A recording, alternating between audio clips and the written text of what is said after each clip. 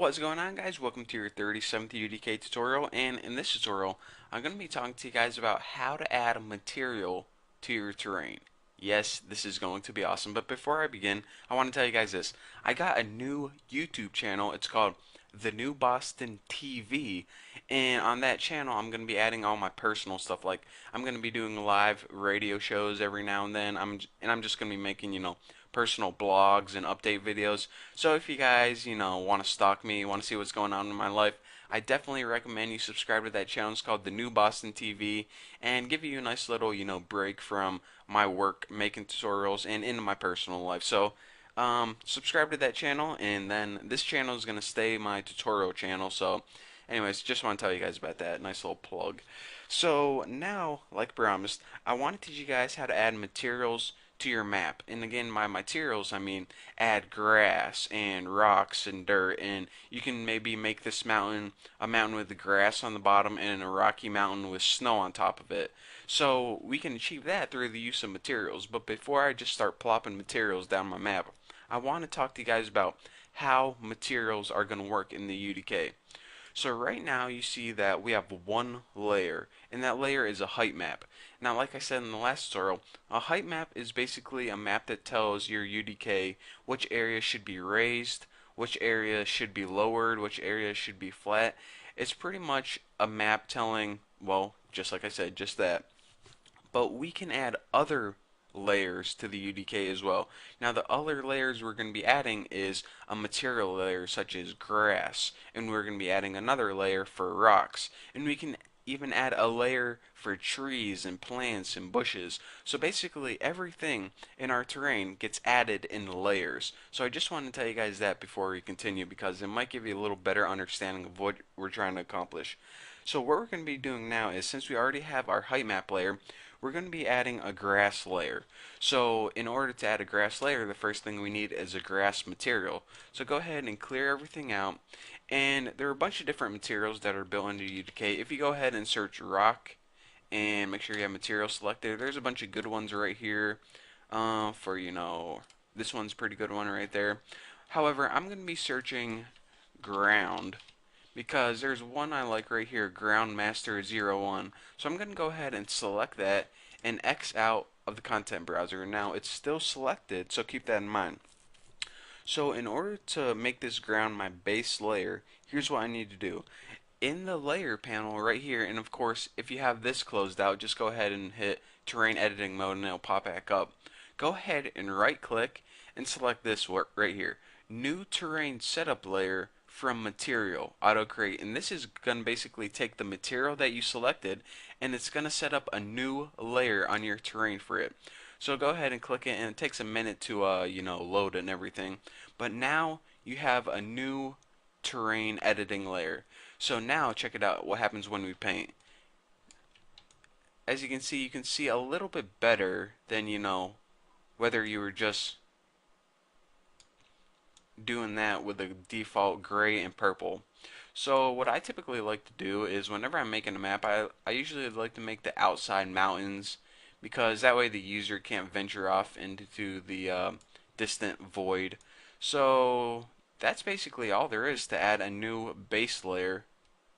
So this is nice. We got a new layer of grass covering our entire map. We're saying, alright, that's cool and all, but what if we could add even another texture? Because usually when you step outside, you don't see grass forever and ever. You see rocks and trees, and you see some dirt and water. So let's go ahead and add another layer, and I'm going to teach you guys how to do that.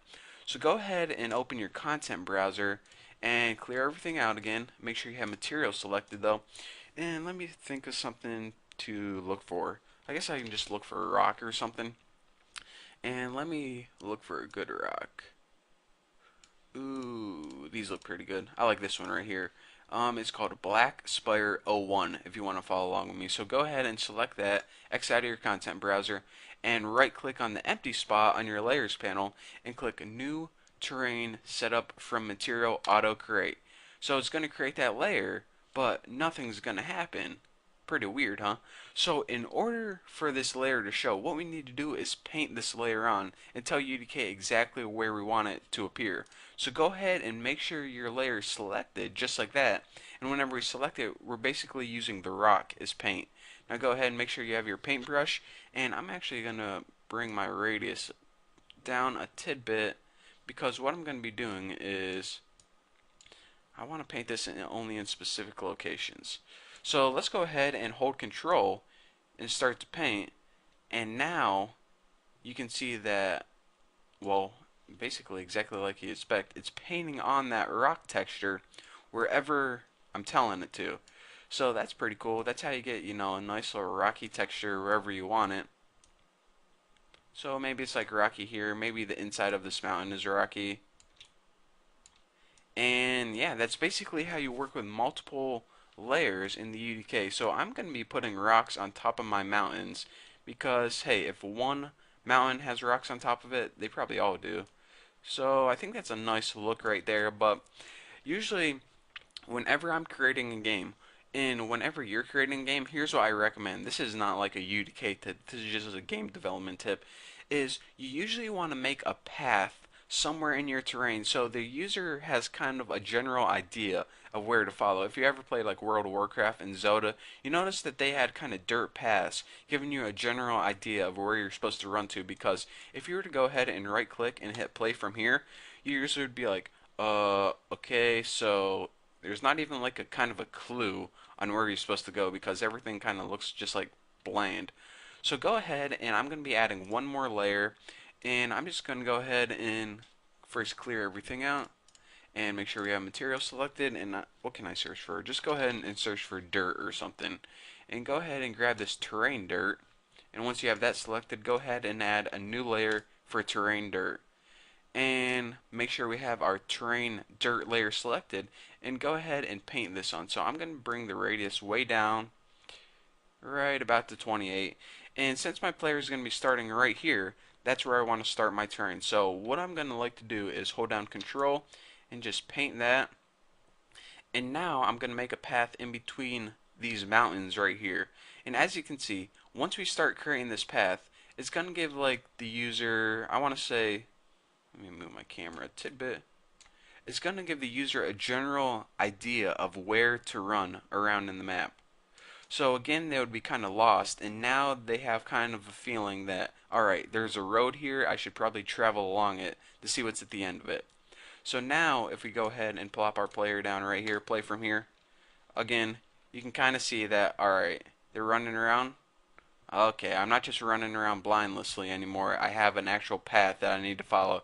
And maybe the user can go along this path and, buy some illegal drugs and sell them to little kids or something. I don't know. If you're making a game like that, you could do that. But that's the basics of how you add multiple materials to give your terrain a unique look and feel. So that's all you guys get in this tutorial. In the next tutorial, we have all these tools to cover and, a whole bunch of stuff to cover. But for now, like I said, that's all you guys get. So thank you for watching. Don't forget to subscribe, and I'll see you guys later.